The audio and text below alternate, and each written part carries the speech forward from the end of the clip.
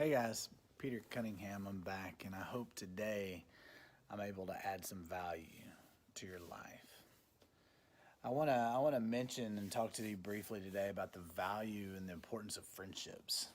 I don't know how easy it is for you. If you're a dude, it's probably a lot like me. It's a part-time job that sometimes we have to work hard to make something happen.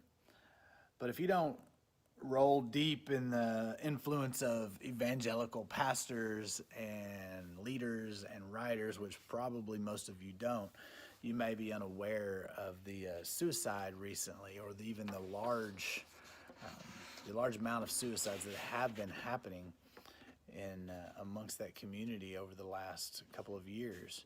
This past Thursday, it was May 7th. I received a text message from a friend, and he asked me if I'd heard about Darren Patrick dying. I have a couple of his books on my shelf, and it was a shock to all of us. In fact, it was a shock, and it was just a sudden death, is what is classified as. But about 18 hours later, it was coming out that he had died of a self-inflicted gunshot wound. Darren is a pastor of a mega church in South Carolina with lots of different campuses. At one point, he was the chaplain for the St. Louis Cardinals and the pastor of a very large church in St. Louis that he had started. And so it became a shock just to see another person fall from that level. A day later, that same friend that notified me of his death texted me, and we were back and forth, and he said, man, you have to promise me that if you were ever thinking thoughts about life not being worth it anymore or escaping, that you have to tell me. When I ask you, you have to be honest with me. Of which I told him, yeah, definitely. I'm fortunate to have relationships and friendships with some guys that I can be very transparent with. I like to consider myself a friend before I am the pastor or role model, whatever someone might want to throw at it, the title they might want to throw at it.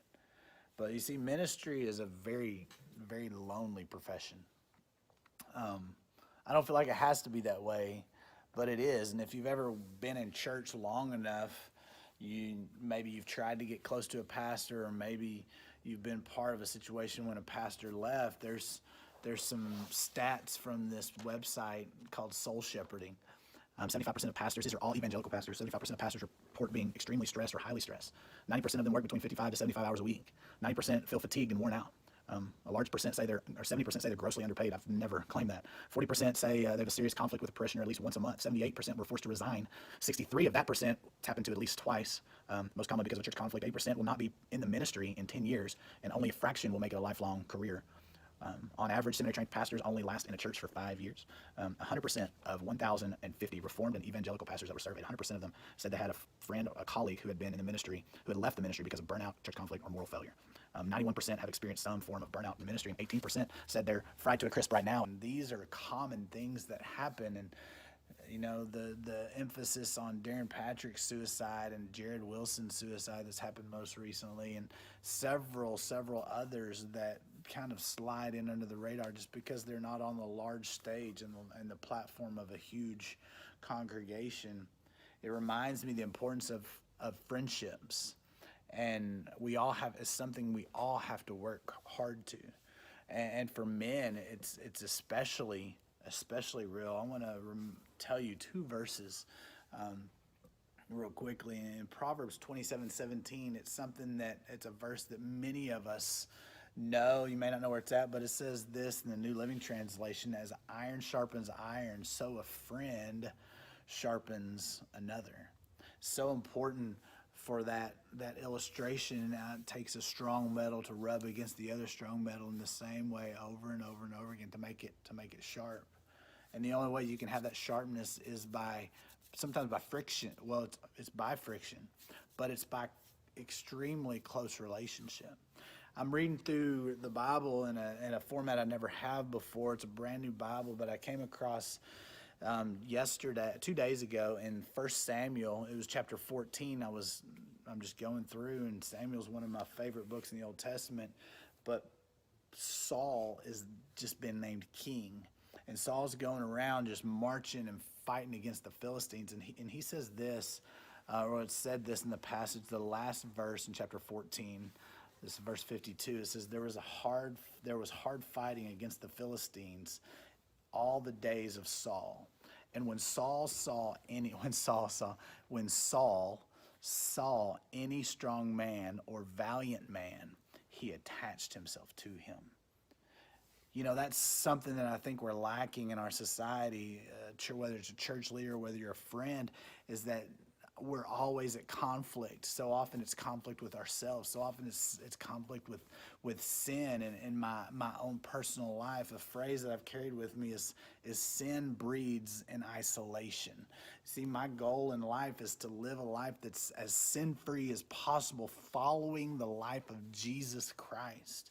And if sin breeds in isolation, the further I separate myself from friendships, from relationships, I lose accountability. It's easy for me to lose that battle with sin. You see, this isn't a vlog post about, or a comment on for pastors only. It's about relationships and friendships, and especially for men. You see, guys, we cannot stop pursuing friendships. You see, when we stop pursuing friendships, we stop being known. They don't know what we're struggling with. They don't know our inner battles. They don't know the thoughts and the anxiety we're allowing to rip our minds apart. My goal in life has always been, when I'm in public with some of my friends, is to be introduced, not, hey, this is Peter, he's my pastor, or hey, this is Peter, this is my pastor, my youth pastor, Peter. I want to be introduced as, hey, this is my friend Peter. Oh yeah, he's my pastor, he's my youth pastor. But to be someone's friend is so important, to have that friend that sticks, to be that friend that sticks closer to the brother. You know, that's Christ, but I want to have that relationship with other people as well. You see, if we're going to see victory and change, like I mentioned last week in our lives, we're going to have to get real with each other. We're going to have to live in transparency. We're going to have to be willing to sit down at the campfire, whether we're drinking our sodas and drinks and eating our snacks. And so often we're going to have to turn the conversation from football or COVID or our wives to, man, what's God doing in your life? What's the struggles you're struggling with? The importance about friendships is there's confidence and trust. Who is it that you have confidence and trust with? If you don't, man, seek that out. Pray. Ask God to give you a friend. Whoever it might be, it may be me, it may not be me, it might be someone in your life group at a church group, it might be a coworker, whoever it is. But you see, we have to pursue relationships.